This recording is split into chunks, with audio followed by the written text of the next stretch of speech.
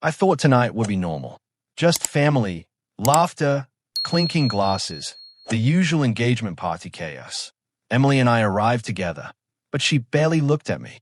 I tried to smile. "You okay?" I whispered.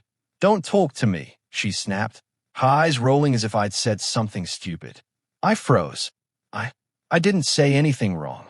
"You always say that," she hissed, leaning in. "You're useless. Can't even get it right when it matters." Before I could respond, her hand struck my cheek. Hard. The sting radiated. But it wasn't just pain. It was humiliation. I blinked, trying to process the shock. Around us, relatives gasped, phones lifted, cameras flashing. "Emily, stop." Ryan's voice was sharp. He stepped between us, pretending to shield her, but I could see the slight twitch of guilt in his eyes when he avoided mine. I said, "I'm done." Emily's voice cracked. "I can't deal with you anymore." I swallowed hard, voice trembling. Why? Why hey? Why in front of everyone? "Because maybe now they'll see what I've been living with," she shouted. Ryan tugged her toward the buffet, muttering, "Let's just go sit down. Calm down." I sank to a chair, my face burning, my mind spinning. Months of cold dinners, silent arguments, Emily turning every small disagreement into a war. It all flashed before me. And Ryan, he always knew too much. Too much for someone who was supposed to be my brother. He'd heard every fight, seen every tear, nodded along like a confidant. But now, I wondered if he had ever been loyal to me at all. I whispered to myself, how did it get this bad? "Are you okay?" My cousin Matt leaned over, concern in his eyes. Yeah, I'm fine," I said, though my jaw ached. "Your wife just slapped you," he said softly, almost to himself. "Yeah, I know," I muttered. "Thanks for noticing." Emily's laughter echoed from across the room. She didn't even glance at me. Ryan smiled at her, his perfect, reassuring smile, and I wanted to throw up. I got up, excusing myself. "I'm going outside for a moment." "Where are you going?" Emily's voice followed me. "Out," I said flatly. I collapsed into the driver's seat of my car, the cold night air doing nothing to cool the fire in my chest. My hands trembled, and my phone buzzed. I saw her name on the screen. "Emily, I need space." Space. Just one word. I felt my chest tighten as if someone had pressed down on it. My eyes filled, but I refused to cry. I couldn't. Not yet. I whispered into the empty car. "Space? After everything." The lights from the party spilled across my dashboard.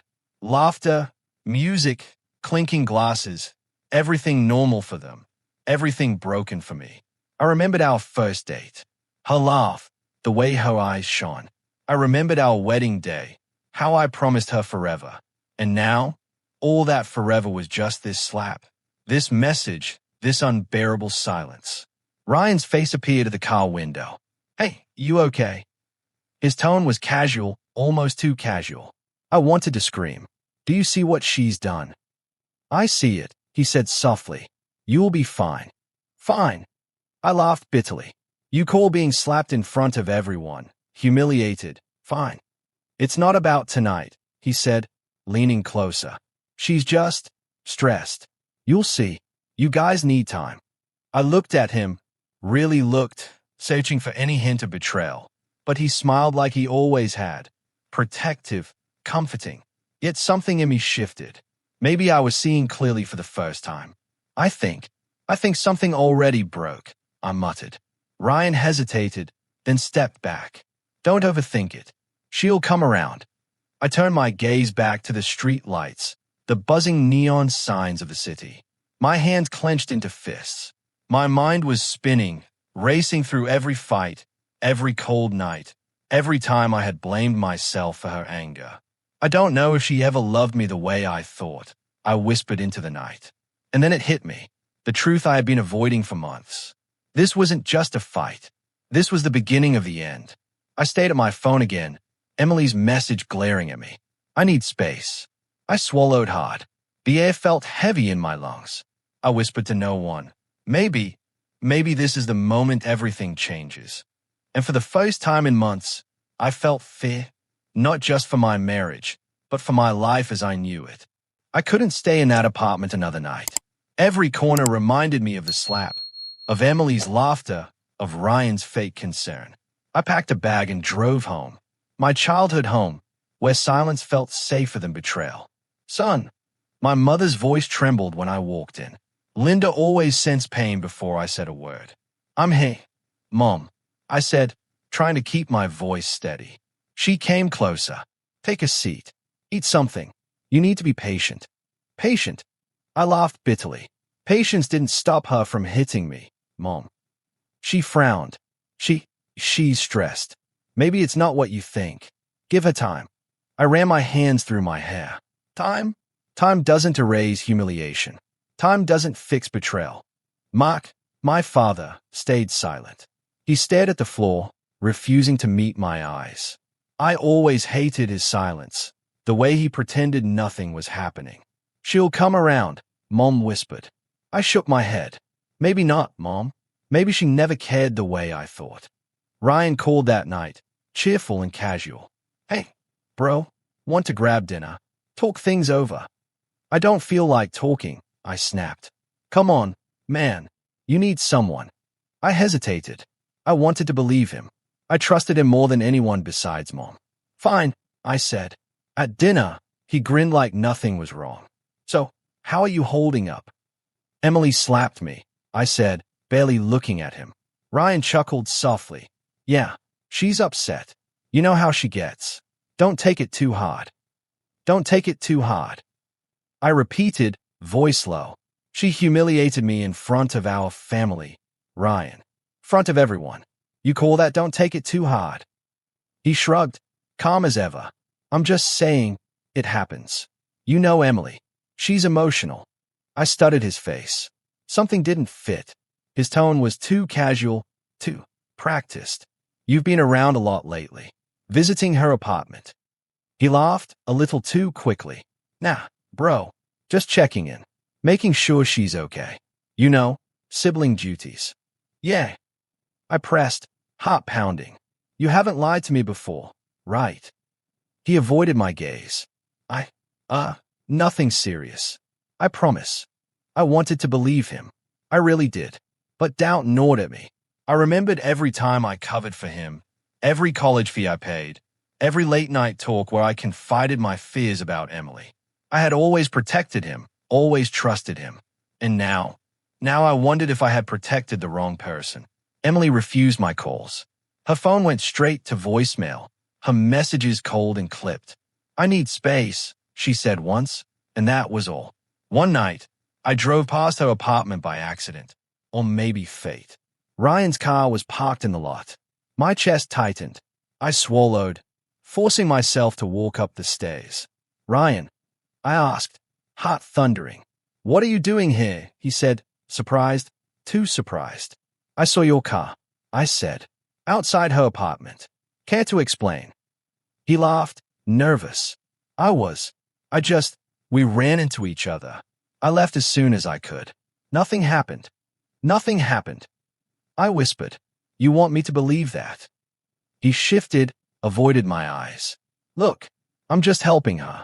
That's all. My hands shook. Helping her. Ryan, I trusted you with everything. You knew what she did to me. And now you're there, under my nose, lying to me. I'm not lying, he protested, though his voice wavered. I saw you. I shouted, my chest tight, the betrayal twisting my stomach. Every time I've been there for you. Ryan, how could you do this? How could you stand there and lie? I didn't think. He stopped, words failing him. I backed away. No, you don't get to explain. Not this time. I walked out, trembling. The cold night air hit my face, but it did nothing to soothe the burning in my chest. Betrayal doesn't always come from enemies. Sometimes, it wears the face you love most. I whispered to the dark street. I thought I knew my brother. I thought I knew my wife. I was wrong about both. My phone buzzed. Emily again. I didn't answer. Not tonight. Not ever. Maybe. I slumped against the car, hands on my face. How did it get this bad? I murmured. How did it go from love to this? Ryan's voice echoed in my mind. Casual, protective, rehearsed. I wanted to scream at him, to make him feel a fraction of the pain. But I didn't. I couldn't. I realized something terrifying. The ones who betray you the most are the ones you let closest. And I had let both of them too close. My phone buzzed at 1:17 a.m. I almost ignored it. Then I saw the name. Unknown number. Who is this? I typed. I'm sorry to message you this late, she replied. My name is Sarah. I'm Emily's friend. I stayed at the screen. My chest tightened. Why are you texting me? Because you deserve the truth, she wrote.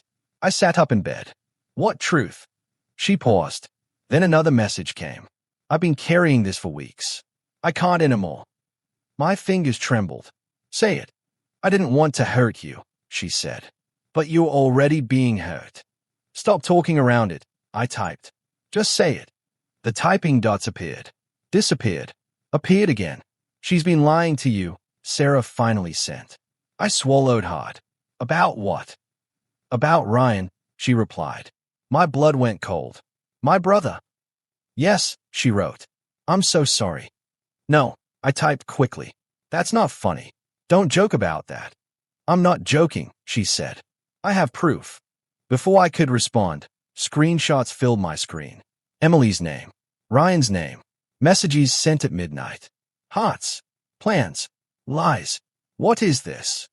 I whispered, even though no one was there.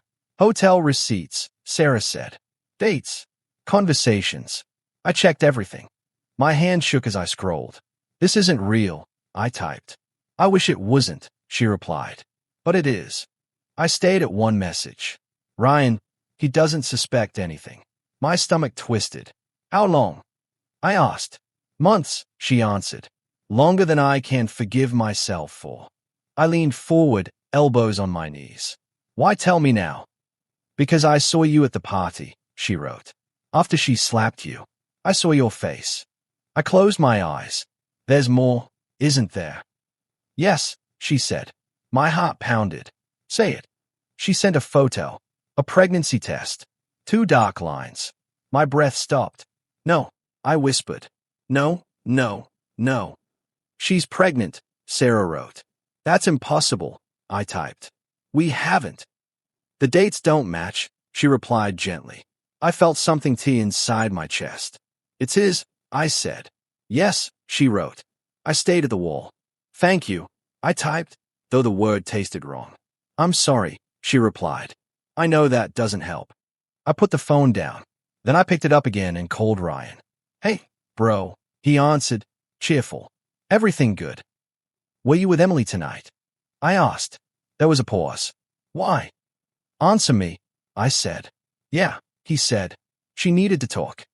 Did you sleep with her? I asked. He laughed nervously. What kind of question is that? Did you sleep with my wife?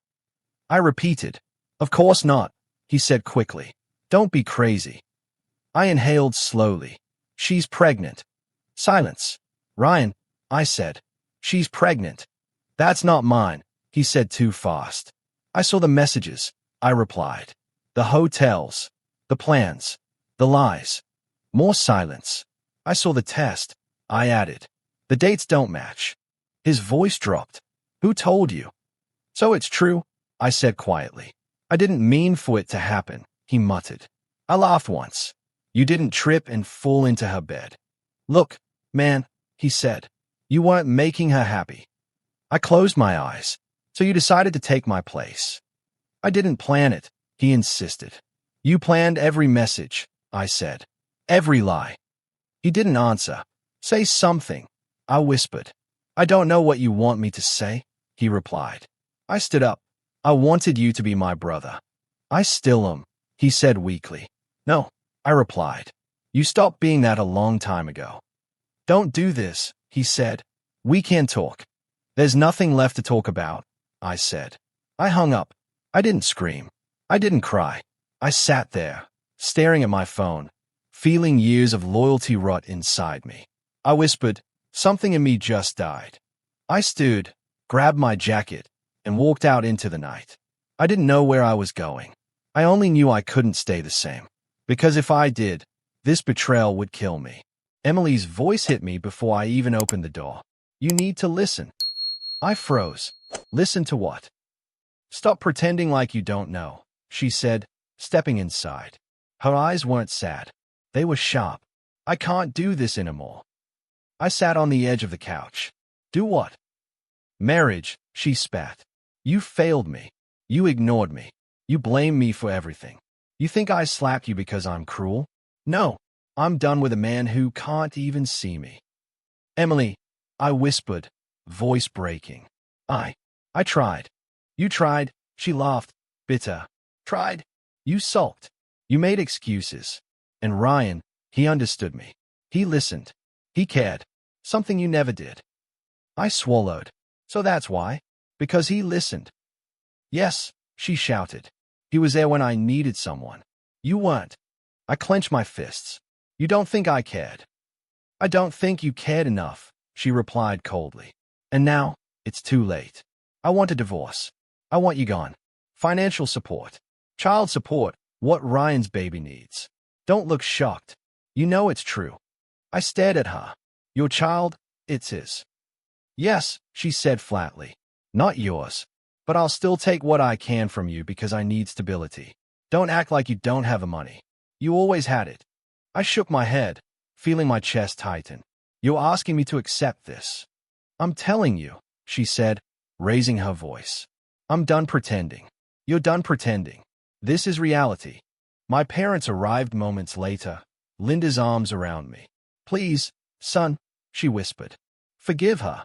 For the family. For peace. I can't, I said firmly. Not this time. Mark avoided eye contact. Think about the consequences, he murmured. I have, I said. I thought about it all night. And my answer is no. Emily laughed, sharp and cruel. You can't say no forever. You'll have to give in. I met her gaze. I'm done giving in. To lies. To betrayal. To humiliation. Ryan wasn't he. Maybe he'd know my answer already. Maybe not. I didn't care. I walked out before she could respond. I needed space. I needed to stop feeling like my chest was filled with knives. I found a small rented room downtown. Nothing fancy. Bare walls. A bed. A desk. But it was mine, away from them all. Night after night, I couldn't sleep. Panic would rise in my chest. I felt every heartbeat as if it were a hammer. I stared at the ceiling, thinking about Emily, about Ryan, about every fight, every joke, every lie I had ignored for years. I whispered to myself, I survived this long. I can survive this. One evening, my phone rang. Daniel, an old co-worker, practical, grounded, a man who saw the world clearly. Hey, man, he said. I heard what happened. You okay? I don't know, I admitted. Listen, he said calmly. I have a project starting soon. I could use someone like you. Not just skills, someone who can handle stress. You interested? I paused. You mean, work? Yes, real work. Fresh start. Daniel, my voice trailed. I don't know if I can focus on anything right now. You can, he said. You survived her. You survived your brother. You can survive a job. And you'll see a side of yourself you forgot existed. I laughed bitterly. Survive. That's all I feel like doing these days. Good, he said. Survival is strength. Not revenge. Not yet. Just strength. That's enough. I thought about it. Really thought. For the first time in weeks, I felt control. Not over them. Not over Emily. Not over Ryan. Control over me. I whispered, I can do this. Daniel smiled over the phone. Good. I'll send the details. Start tomorrow if you're ready. I'm ready, I said. Later, I sat on the edge of my bed, staring at the walls. Fear was still there. Panic still came in waves. But something new had replaced it, a tiny spark of choice. I chose myself tonight. Not for revenge. Not for anger. Just survival. Just strength. I muttered, this is the first night I'm really free. I didn't sleep well, but I didn't wake in tears either. Morning came. I showered, packed my bag, and walked out with a sense of purpose. The betrayal still throbbed in my chest, but it didn't control me anymore. Today, I whispered, I start living for me. Not them. Not Emily. Not Ryan. Just me. For the first time in months, I felt the faintest hint of hope. Because survival, I realized, isn't about revenge. It's about living when everything tries to crush you. And I would live. Months passed, and I didn't reach out. I didn't need to. I rebuilt my life silently. Morning, boss, Daniel said, handing me a stack of papers. You early. I need to stay sharp, I replied. You've changed, he said. You seem calmer. I shrugged. I have to be. He nodded. Good. Keep it up. Your work's improving every day. I smiled faintly, but my mind wandered. Emily and Ryan, what were they doing? Sarah's occasional messages kept me updated. Ryan is struggling. She had texted a month ago. Emily's angry all the time.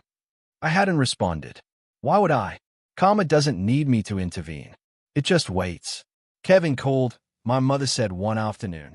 He said, you should know, people are talking. About what? I asked, raising an eyebrow. About Emily and Ryan. They are rushing things. Some fights, some arguments. Nothing major, just gossip. I nodded, feeling nothing. Good. Let them. Are you sure you're okay? Mom asked. I'm better, I said. I'm doing my work. That's enough for now. Evenings became my own. Gym, jogging, meditation. My body stronger. My mind calmer.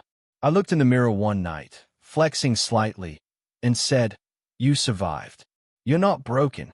The past still haunted me in small ways, but I didn't let it control me. One night, a knock on my door startled me. I opened it to see Ryan, swaying slightly, red-eyed and smelling of alcohol. Ryan, I asked, frowning. What are you doing here? Hey, bro, can you help me out? He slurred. Help you out how? I asked, heart steady. Money, bills, you know, stuff. I stepped aside. Come in. He stumbled past me, slumping onto the couch. Man, I don't know what I'd do without you. Ryan, I said softly. Do you know why I left everything behind? Do you know why I cut off? He blinked. You left because of Emily. I get it. I shook my head. You don't get it. I left because of betrayal. Betrayal from someone I trusted most. From someone I loved. He leaned forward, slurring. Come on, bro. We can fix it. I can pay you back later. You don't get it, I said again, voice calm but firm. I'm not giving you anything. Not now. Not ever. He laughed bitterly. You mean you're punishing me? No, I said, looking him straight in the eye. I'm protecting myself. That's different. You don't get a second chance here. He stayed, mouth open. You're cold. I'm free, I said. And you're not part of this life anymore. He leaned back, defeated. I don't know why you don't care. I shrugged. I do care. About surviving. About moving forward. You and Emily, your choices are yours. I don't need to involve myself. He got up, swaying. I'll go. But, man. Goodbye, Ryan, I said. He paused at the door. You've changed. I didn't know you could be like this. I closed the door behind him. My heart was steady. No rage. No pain. Nothing. That scared me more than anger ever did. I sat on my bed, thinking about all the months I'd spent rebuilding. New job, better income, stronger body, calmer mind. I whispered, This is what survival feels like. Later, Kevin called again. You're doing well, he said cautiously. I am, I replied. I keep to myself. That's all I need. You're different now, he said. Stronger. People notice. Emily and Ryan, you don't even need to watch. Things fall apart on their own. Exactly, I said. I don't need to intervene. Karma takes care of itself. Kevin laughed softly. You've really grown. I admire it. Thanks, I said, letting a small smile escape. Days blurred together. Work, gym, meditation. Calls from Sarah with small updates. Ryan missed another rent payment. Emily screamed at him for being irresponsible. Nothing I could fix. Nothing I wanted to fix. One evening, I walked past their apartment complex by chance. I saw Ryan arguing with a landlord, waving bills around, clearly desperate. Emily stood nearby, hands on her hips, yelling. I felt nothing. I whispered to myself, Karma doesn't need me. It's already working. I turned away and continued walking, chest light, mind clear. The betrayal that once ruled me now felt distant, like a storm I had survived. Later that night, I texted Daniel, thanks for giving me a second chance. I'm finally okay. He replied instantly, good. Keep going. Don't look back. I stayed at my phone and whispered into the darkness, I won't. Not anymore. Because quiet growth, I realized, can be louder than any revenge. The table was set like it was any normal family dinner. Plates aligned, food untouched, tension thick. I sat straight, calm, while everyone avoided my eyes. Mark cleared his throat. We need to talk. Emily crossed her arms. About what? Don't pretend, my father said. His voice was firm, different. We're done pretending. Ryan scoffed. Dad, this is unnecessary. I looked at him. Is it? Linda's hands shook. Please, can we just eat first? No, Mark said sharply. Not this time. Emily laughed nervously. You're being dramatic. DNA results came today, Mark said, pulling out an envelope. I opened them. Ryan stiffened. You had no right. I had every right, my father snapped. You're my son. Emily whispered. Ryan. I watched silently. My heart didn't race. My hands didn't shake. Mark opened the paper. The child is Ryan's. Silence slammed into the room. Linda gasped. Oh God. Emily's face went pale. That's private. Ryan stood up. This is none of your business. It became my business when you slept with your brother's wife, Mark said coldly. I spoke quietly. Ex-wife. Emily looked at me. Her eyes searched my face. I gave her nothing. Linda started crying. How could you do this to us? To him. Ryan slammed his fist on the table. You all act like I planned this. Mark stood too. You planned the lies. You planned the betrayal. Dad. No, Mark said. I raised you better than this. Emily stepped forward. Stop blaming him. I made my choices. Mark turned to her. Yes, you did. She flinched. I didn't think. That's the problem, he said. You didn't think about consequences. Ryan pointed at me. Say something. Don't just sit there. I met his eyes. Why? Because you're enjoying this, he accused. No, I said calmly. I'm done caring. Emily whispered, you used to fight for us. I fought, I replied. You destroyed. Linda sobbed harder. This family is breaking. Mark looked at Ryan. You're leaving tonight. Ryan laughed. You can't be serious. I am, Mark said. You're no longer welcome here. Dad. You're my son, he said, but I don't recognize the man you became. Emily covered her mouth. Mark, please. Enough, he snapped. Both of you. Ryan's voice cracked. So that's it? You disown me. Yes, Mark said, until you learn what accountability means. Ryan grabbed his jacket. This is your fault, he said to me. I didn't move. You made your choices. He stormed out. The door slammed. Emily sank into a chair. This wasn't supposed to happen. I nodded. It always does. She looked at me again. You're different. I survived, I said. Linda wiped her tears. I don't know how to fix this. You can't, I replied gently. Some things stay broken. Emily stood slowly. I lost everything. No, I said. You gave it away. She winced. My phone buzzed. A message from Sarah. Ryan got into a fight at work. He's fired. I read it silently. Emily noticed. What is it? Nothing you need to worry about, I said. She laughed weakly. Everything feels heavy now. Reality is, I replied. Mark sat down heavily. I failed as a father. You didn't, I said. You're fixing it now. Emily's voice shook. I thought the baby would protect me. It's not a shield, I said. It's a responsibility. She stayed at the floor. I'm scared. I stood. I was too. You didn't care then. She looked up. Can we talk later? No, I said simply. Linda whispered, "Are you really okay?" I nodded. "I am." Emily watched me walk away. Her eyes followed like she was seeing me clearly for the first time. Like I was the one who escaped. Outside, the air felt lighter. I texted Daniel. Family mess exploded. I stayed calm. He replied, "That's growth." I leaned against my car and whispered, "Revenge doesn't always roar." I smiled faintly. Sometimes it whispers. And tonight, I heard it clearly. Emily came alone. No makeup. No confidence. No sharp voice this time. She stood at my door like a stranger. "Can we talk?" she asked quietly. I stepped aside. "You have 5 minutes." She walked in slowly. "You look different." "I am," I said. She swallowed. "I'm sorry." I stayed silent. "For the slap," she continued. "For humiliating you. For betraying you. For lying." I nodded once. "I remember all of it." She took a breath. I wasn't thinking. I was angry. I felt invisible. I felt worthless, I replied. Her eyes filled. "I never meant to destroy you." "You didn't mean to," I said. "You just did." She stepped closer. I lost control. "No," I said calmly. "You made choices."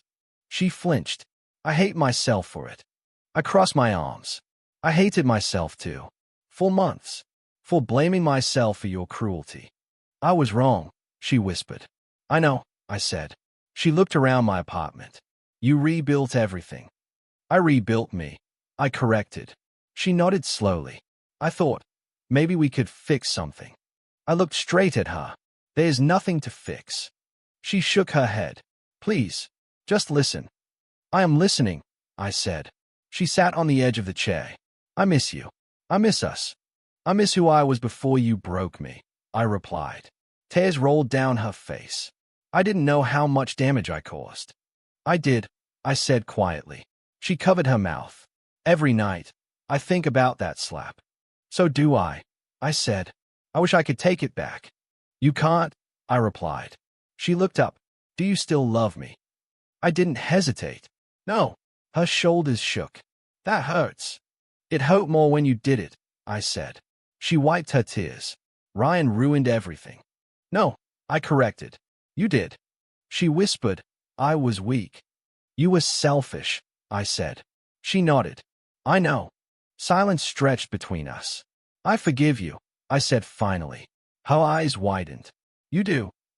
"Yes," I said, "because I don't want to carry anger anymore." Hope flickered across her face. "Then maybe." "No," I interrupted. She froze. "Forgiveness doesn't mean reunion," I said. "It means freedom." She shook her head. "I can change." "I already changed," I replied. She stood, trembling. "So this is it?" "Yes," I said. She took a shaky breath. "I thought you'd fight for me." "I fought until there was nothing left," I said. She stepped toward me. "I'm scared." "I was scared when you laughed after slapping me," I replied. She cried openly now. "I hate that memory." "It lives in me," I said.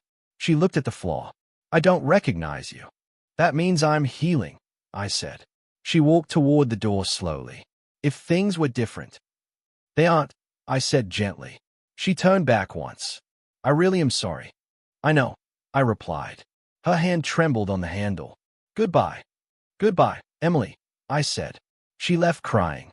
I didn't follow. I stood there, breathing steadily. My heart didn't race.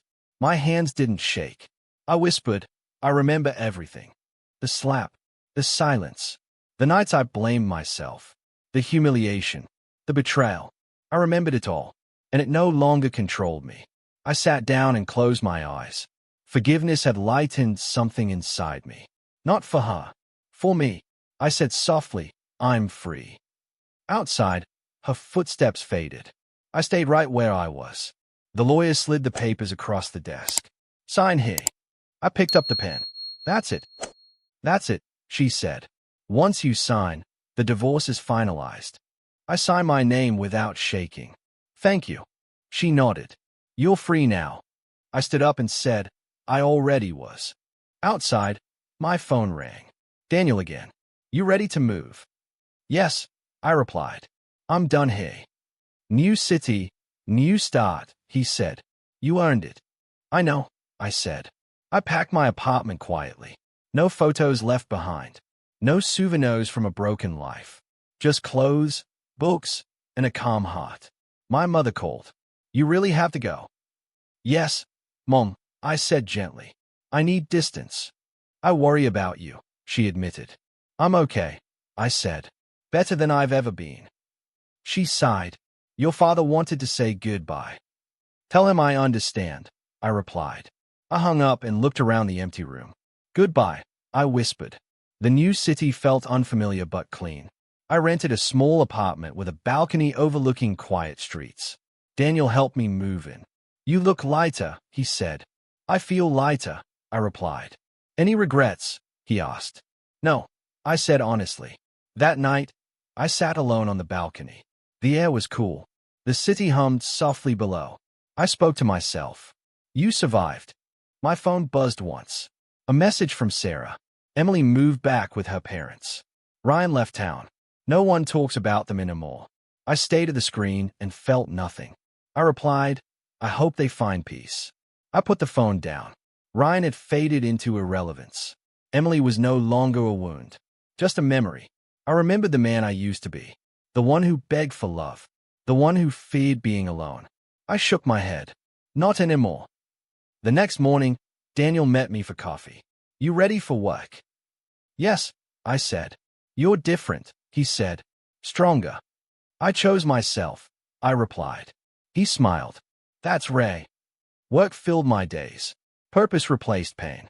Silence felt peaceful, not lonely. One evening, I caught my reflection in the balcony glass. I looked myself in the eye. You lost a wife, I said softly. I paused. You lost a brother. I breathed in slowly. But you found dignity. The words settled inside me like truth. I leaned on the railing and whispered, survival wasn't about revenge. I smiled faintly. It was about choosing myself. The city lights blinked below. Life moved forward. So did I. I didn't need apologies anymore. I didn't need validation. I already knew my worth. I closed my eyes and said, I'm whole. And for the first time, I truly meant it.